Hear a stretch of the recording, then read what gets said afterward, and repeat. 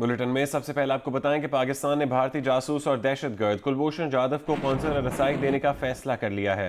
दफ्तर खारजा के मुताबिक कुलभूषण को कौंसलर रसाई देने का तरीकाकार तय किया जा रहा है। कुलभूषण जाधव को पाकिस्तानी कवानीन के मुताबिक कौंसलर रसाई दी जाएगी। कुलभूषण जाधव को वियना कन्वेंशन के तहत हासिल हुकूक से आगाह कर दिया गया।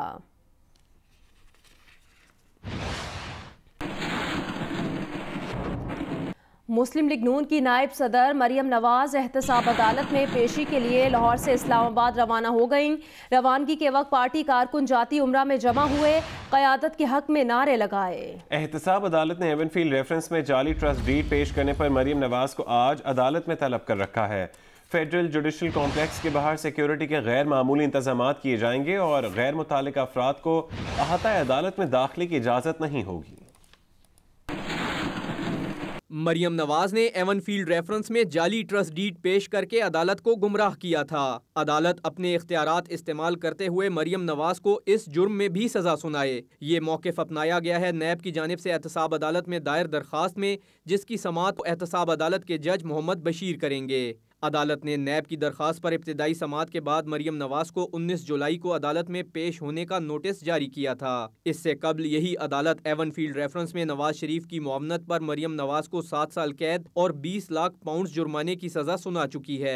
नैब से तफ्तीश में अदम ताउन पर 1 साल कैद की सजा भी सुनाई गई थी। नैब के मुताबिक मरियम नवाज को जाली दस्तावेजात पेश करने के जुर्म में सजा नहीं सुनाई गई। अदालत से इस्तदा की गई है कि वो अपना इख्तियार इस्तेमाल करते हुए इस जुर्म में अलग सजा सुनाए। अभी आपको बताएं कि कबायली अजला में पहले इंतखाबात के लिए कल वोट डाले जाएंगे। इंतखाबी मुहिम रात 12 बजे खत्म हो गई। इलेक्शन कमीशन के मुताबिक 1897 पोलिंग स्टेशन में से 464 हसास करार दिए गए हैं। पोलिंग स्टेशन पर कैमरे और फौज लगाने का फैसला किया गया है। नताइज व्हाट्सएप पर दिए जाएंगे। सूबाई नशस्तों के इंतखाबात, बैलेट पेपर्स और दीगर ज़रूरी सामान की तकसीम शुरू कर दी गई है।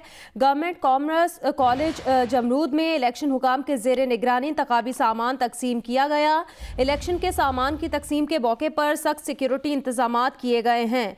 इलेक्शन कमिश्नर के मुताबिक सख्त सिक्योरिटी में 345 पोलिंग स्टेशन पर सामान भिजवाया जा रहा है। जिले भर में 28 हसास और 56 हसास तरीन पोलिंग स्टेशन करार दिए गए हैं। इंतखाबी अमले को पोलिंग स्टेशन रवाना किया जा रहा है। इलेक्शन कमिश्नर के मुताबिक 3 नशिस्तों पर इंतखाबात के लिए वोटिंग का आगाज कल सुबह 8 बजे होगा। मजीद तफसीलात बताएंगे काजी फजलुल्लाह।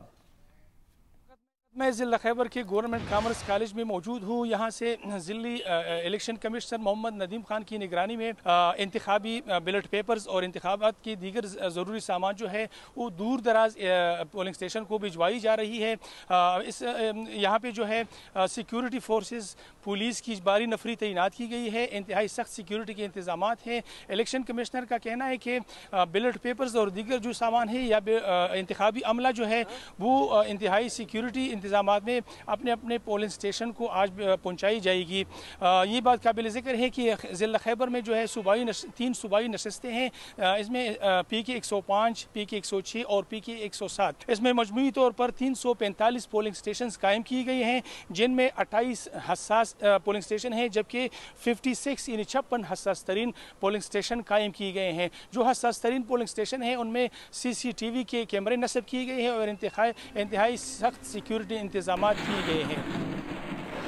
खैबर पख्तूनख्वा के 7 कबायली अजला की 16 सूबाई नशस्तों पर होने वाले इंतखाबात में हिस्सा लेने वाले उम्मीदवारों की इंतखाबी मुहिम खत्म हो गई।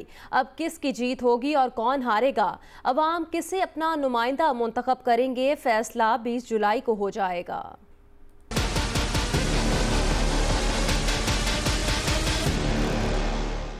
20 जुलाई को खैबर पख्तूनख्वा के 16 अजला में इंतखाबात होने जा रहे हैं। अब अवाम अपने लिए किस उम्मीदवार का इंतखाब करते हैं, फैसला 20 जुलाई को सामने आ जाएगा। खैबर पख्तूनख्वा के जिला खैबर के हल्का PK 105 से 22, PK 106 से 19 और 107 से 22 उम्मीदवार इंतखाबी मैदान में हैं। जिला मोहम्मद के हल्का PK 103 से 14 और PK 104 से 18 उम्मीदवार हैं। जिला जनूबी वजीरिस्तान के हल्का PK 113 पर 20 उम्मीदवार और PK 114 पर 18 उम्मीदवारों के दरमियान मुकाबला होगा। जिला औरंगजेब के हल्का PK 110 पर सिर्फ 6 उम्मीदवार ही मैदान में रह गए हैं। जिला बाजोड़ के हल्का PK 100 पर 10, PK 101 पर 12 और PK 102 पर 9 उम्मीदवार हिस्सा ले रहे हैं। जिला कुरम के हल्का PK 108 पर 32 और PK 109 में 22 उम्मीदवार मैदान में हैं। शुमाली वजीरिस्तान के इलाके PK 111 और PK 112 पर 19 उम्मीदवार हिस्सा ले रहे हैं। मौसम के हवाले से आपको बताएं कि महकमा मौसमियात का कहना है कि आज मालाकंड, हजारा, पेशावर, कोहाट, बन्नू, रावलपिंडी में बारिश का इम्कान है। गुजरांवाला, सरगोदा, फैसलाबाद, लाहौर डिवीजन, इस्लामाबाद और कश्मीर में कहीं कहीं बादल बरस सकते हैं। महकमा मौसमियात के मुताबिक साहिवाल, मुल्तान, डीजी खान, भावलपुर, योब, कल्लात, मर्दान डिवीजन में गरज चमक के साथ बारिश का इम्कान है और मुल्क के दीगर इलाकों में मौसम गर्म और मरतूब रहेगा। गुज़श्ता 24 घंटों के दौरान रावलपिंडी, डीजी खान, सरगोदा, फैसलाबाद, मुल्तान, बहावलपुर, मालाकंड, हजारा, पेशावर, कोहाट, योब, कल्लात, सिब्बी, सक्खर डिवीजन, इस्लामाबाद और कश्मीर में कहीं कहीं गरज चमक के साथ बारिश हुई, जबकि मुल्क के दीगर इलाकों में बादस्तूर मौसम गर्म और मरतूब रहा। पाकपतन से खबर दे, नवाही चक में तेज रफ्तार गाड़ी ने 2 राहगीर बच्चों को कुचलकर हलाक कर दिया। रेस्क्यू जराए का ये बताना है। हलाक होने वाले बच्चों में 8 साल आसमा, 5 साल हसनैन शामिल हैं। रेस्क्यू जराए ने इस बात की तस्दीक की है।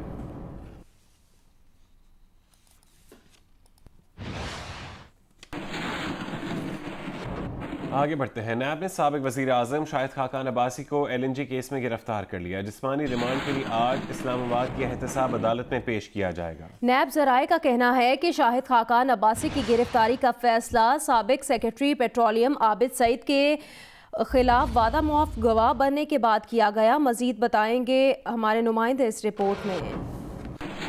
मरीम नवाज का कहना है कि पूरी मुस्लिम लीग नून को भी गिरफ्तार कर लो, मुल्क तुम फिर भी नहीं चला सकते। उन्होंने कहा कि अपनी नाअहली और नाकामी का जवाब तो तुम्हें अवाम को देना ही पड़ेगा।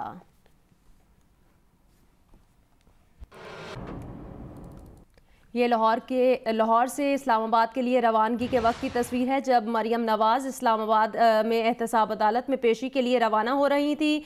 उस वक्त ये तस्वीर लाहौर से जारी की गई है मरियम नवाज़ की, और मरियम नवाज़ ने अपने एक बयान में कहा, एक पैगाम में कहा, पूरी मुस्लिम लीग नून को भी गिरफ्तार कर लो तो मुल्क तुमसे फिर भी नहीं चल सकता। अपनी नाअहली और नाकामी का जवाब तो तुम्हें अवाम को देना ही पड़ेगा।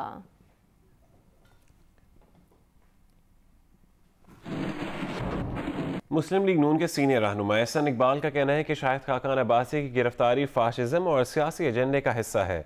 ऐसे लोगों को गिरफ्तार किया जा रहा है जिनके दुश्मन भी उन पर माली बदउनवानी का इल्ज़ाम नहीं लगाते। हुकूमत ऐसे काम कर रही है जिसके बायस ग्रेड 17 और 18 के अफसरान काम करना बंद कर रहे हैं।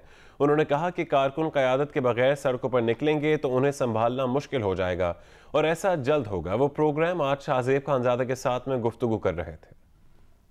पाकिस्तान के अंदर नाजुक मरहला है, हम फैशिज्म की तरफ जा रहे हैं, जहां एक पॉलिटिकल एजेंडे के तहत ऑपोजिशन की आवाजें दबाई जा रही हैं और खास तौर पे उन लोगों को निशाना बनाया जा सके जिनकी कारकर्दगी को जमाना मानता। मिफ्ता इस्माइल साहब एक इतने अच्छे कारोबारी घराने से ताल्लुक रखते हैं कि चाहे शाहिद खाकान हो, मिफ्ता हो, उनका दुश्मन भी एक पैसे की माली बदउनवानी का इल्जाम उन पर नहीं लगा सकता।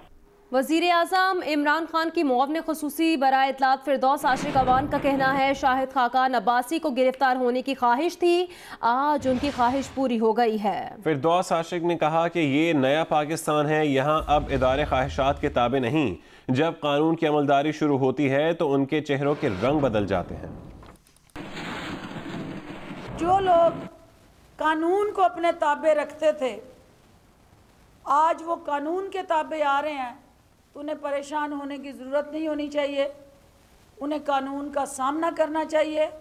अगर उन्होंने कुछ गलत नहीं किया तो उन्हें उंगलियां हिला हिला के अपनी बेगुनाही के सबूत नहीं देने चाहिए। वो सबूत देने का फोरम अदालतें हैं।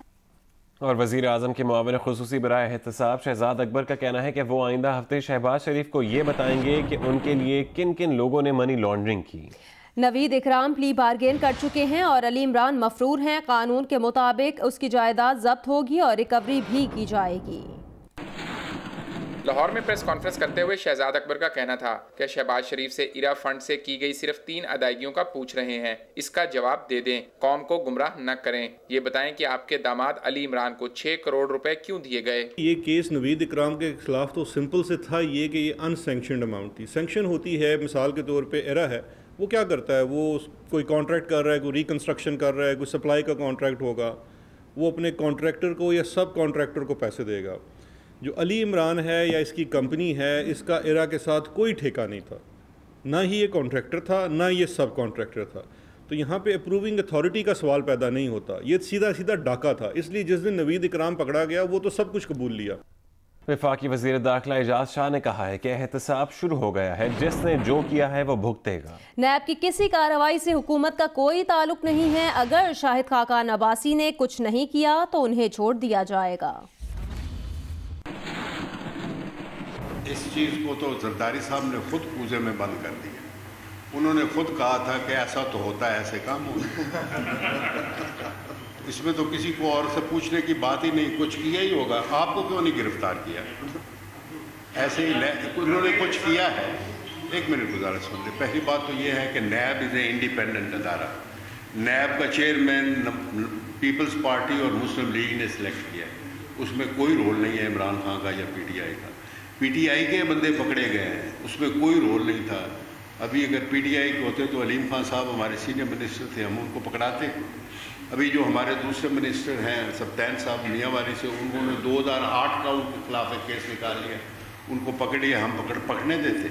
सो नैब इज़ एन इंडिपेंडेंट अदारा। जो किसी ने कुछ किया हुआ है, मैं ये आपको कह दूँ कि अभी अकाउंटेबिलिटी प्रोसेस जो है वो शुरू हो गया है और शुरू है। इसमें पता नहीं अभी और किसने जो कुछ किया वो भुगतेगा। ये समझ, अगर उन्होंने कुछ नहीं किया उनको छोड़ दिया जाएगा। सुप्रीम जुडिशल काउंसिल ने जस्टिस काजी फाइज ईसा को 2 शोकॉज नोटिस जारी कर दिए। पहला नोटिस हुकूमती रेफरेंस पर बैरून मुल्क जायदादों पर, जबकि दूसरा नोटिस सदर को लिखे गए खतूत पर जारी किया गया है। सदर को खतूत लिखने से मुतालिक एक वकील ने सुप्रीम जुडिशल काउंसिल में रेफरेंस भेजा था। इसके अलावा जस्टिस के आगा को भी बैरून मुल्क जायदादों के हुकूमती रेफरेंस पर शोकॉज नोटिस जारी किया गया है। सुप्रीम जुडिशल काउंसिल के कवायद व ज़वाबित के मुताबिक शोकॉज नोटिस पर 14 दिन के अंदर जवाब देना लाजमी है।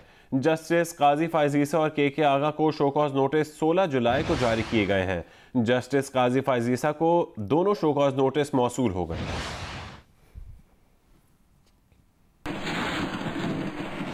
चेयरमैन पीपल्स पार्टी बिलावल भुट्टो जरदारी ने अपने सेनेटर्स के बैरून मुल्क जाने पर पाबंदी लगा दी। पार्टी सेनेटर्स से कहा है कि चेयरमैन सेनेट के खिलाफ तहरीक अदम एतमाद का फैसला होने तक पाकिस्तान से बाहर ना जाया जाए। इस्लामाबाद से बाहर जाने वाले सेनेटर्स भी बता कर जाएं।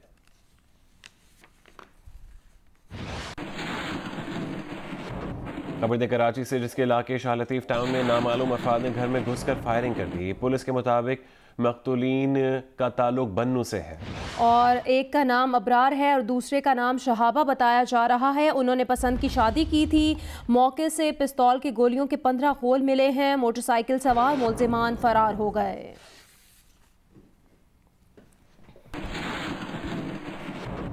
सरमायाकारी के नाम पर करोड़ों रुपए हड़प करने वाला मुल्जिम आतिफ निजी अस्पताल का बिल देने से कासिर। जुडिशल मजिस्ट्रेट जनूबी की अदालत ने मुल्जिम आतिफ जमान को निजी अस्पताल से सरकारी अस्पताल मुंतकिल करने से रोक दिया। अस्पताल इंतजामिया ने बिल की अदम अदायगी पर कातिल आतिफ को अस्पताल से मुंतकिल करने की हिदायत की थी। तफ्तीशी ऑफिसर आतिफ को निजी अस्पताल सरकारी अस्पताल मुंतकिल करने के फैसले से अदालत को आगाह करने पहुंचा, जहां अदालत ने मुल्जिम आतिफ जमान को निजी अस्पताल से सरकारी अस्पताल मुंतकिल करने से रोक दिया। अदालत का कहना था मुल्जिम आतिफ जमान को निजी अस्पताल से कहीं और मुंतकिल किया गया तो अस्पताल इंतजामिया और पुलिस अफसरान के खिलाफ कार्रवाई करेंगे। अदालत ने केस के अहम गवाहान को भी बयान रिकॉर्ड करने के लिए जुमे को तलब कर लिया। अदालत ने हिदायत की है कि ऐनी शाहिदीन को कल ज़ेरे दफ़ा 164 के बयान कलम बंद किया जाएगा। दूसरी जानिब मुल्जिम आतिफ जमान की वकील मुनसिफ जान ने मुल्जिम से मुलाकात के लिए अदालत से रुजू किया। आगे बढ़े आपको बताएं, थरपारकर में महकमा वाइल्ड लाइफ ने हिरन के गोश्त का मुबैना कारोबार करने वाले होटल पर छापा मारकर 4 नायाब हिरन बरामद कर लिए। महकमा वाइल्ड लाइफ का कहना है कि इस्लाम कोर्ट में वाक़ होटल पर हिरन कढ़ाई के कारोबार की इत्तला पर कार्रवाई की गई है। महकमा वाइल्ड लाइफ सरपारकर के डेप्यूटी कंजर्वेटर ने प्रेस कॉन्फ्रेंस में बताया कि महकमे के हुकाम ने इस्लाम कोर्ट के करीब एक कंटेनर होटल पर छापा मारकर नायाब नस्ल के 4 हिरन बरामद कर लिए। होटल इंतजामिया ने हिरन गैर कानूनी तौर पर रखे हुए थे और उनके पास लाइसेंस नहीं था।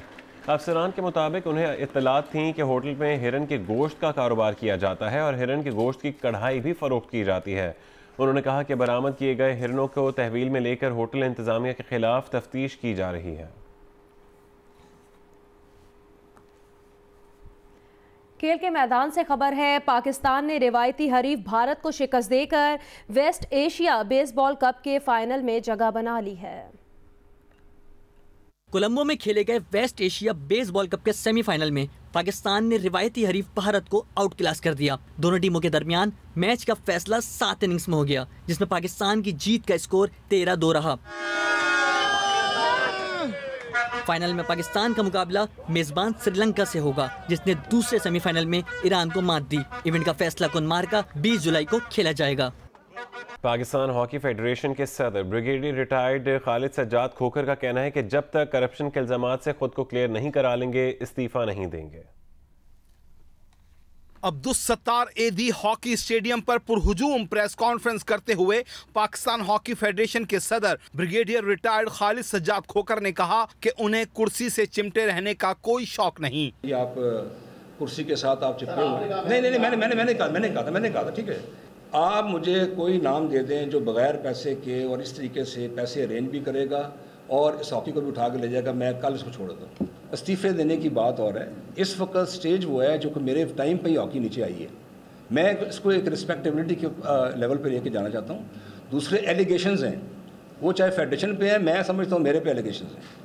उन एलिगेशंस को जब तक मैं क्लियर नहीं करता, जिन लोगों ने किया है गलत, उनके खिलाफ एक्शन नहीं लेता। पीएचएफ के सदर ने कहा कि उन्हें 4 साल में हुकूमत से 61 करोड़ रुपए मिले। इस दौरान 28 गैर मुल्की दौरे हुए, पूरा हिसाब मौजूद है। 4 साल के अंदर 61 करोड़ रुपये है और 61 करोड़ रुपया 4 साल में 28 आपने टूर किए हों, 28 टूर किए हों, लेडीज़, जूनियर, सीनियर जो भी है, तो 28 टूर्स के साथ आप ये खुद देख लें कि वहाँ खर्चा कितना हुआ होगा।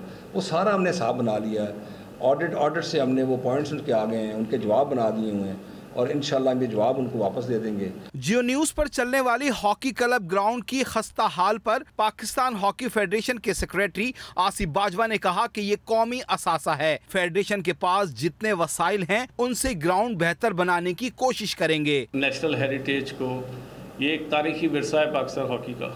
जो पहला पाकिस्तान का स्टेडियम है हॉकी का वो ये, और इसने तमाम बड़े इवेंट इस हॉकी ग्राउंड में हमने ऑर्गेनाइज़ किए हुए हैं। हम इसको रिवाइव करना चाहते हैं, हम इसको बेहतर करना चाहते हैं। तो इंशाल्लाह ताला आप देखेंगे कि नेशनल चैंपियनशिप भी अच्छे अंदाज में होगी। आसिफ बाजवा ने बताया कि सितंबर-नवंबर में Pakistan team Olympics qualifying round match खेलेगी, जिसके बारे में अगस्त में FIH आगाह करेगी। पाकिस्तान हॉकी फेडरेशन ने कराची में 2 हॉकी एसोसिएशन का मामला हल कर दिया है। डॉक्टर जुनैद अली शाह को सदर और हैदर हुसैन को सेक्रेटरी तस्लीम कर लिया है। पाकिस्तान हॉकी फेडरेशन ने डॉक्टर जुनैद अली शाह को कराची हॉकी एसोसिएशन का सदर और हैदर हुसैन को सेक्रेटरी तस्लीम कर लिया। पाकिस्तान हॉकी फेडरेशन के सेक्रेटरी आसिफ बाजवा ने कराची हॉकी एसोसिएशन के नुमाइंदों का ऐलान किया, जिसमें डॉक्टर जुनैद अली शाह को सदर, हैदर हुसैन को सेक्रेटरी, सैयद अबू जर उमराहो को खजानची, ओलंपियन कामरान अशरफ और ओलंपियन शाहिद अली खान को नायब सदर मुकर्रर किया गया। आसिफ बाजवा ने कहा कि कराची हॉकी की नर्सरी है, इसके लिए सबको मिलकर काम करना होगा। मैं ये चाहूँगा कि कराची हॉकी के जो प्लेयर डिप्राइव्ड रहे हैं इन 3-4 सालों में इस लड़ाई की वजह से, इस ग्रुप बंदी की वजह से, अब उनका अजाला होगा और उनको एक बेहतर प्लेटफॉर्म मिलेगा कि वो पाकिस्तान में अपनी शिरकत यकीनी बनाएं। Hi, I'm Shadia Niazi. Thanks for watching Geo News. For more videos and updates, do not forget to click the subscribe button.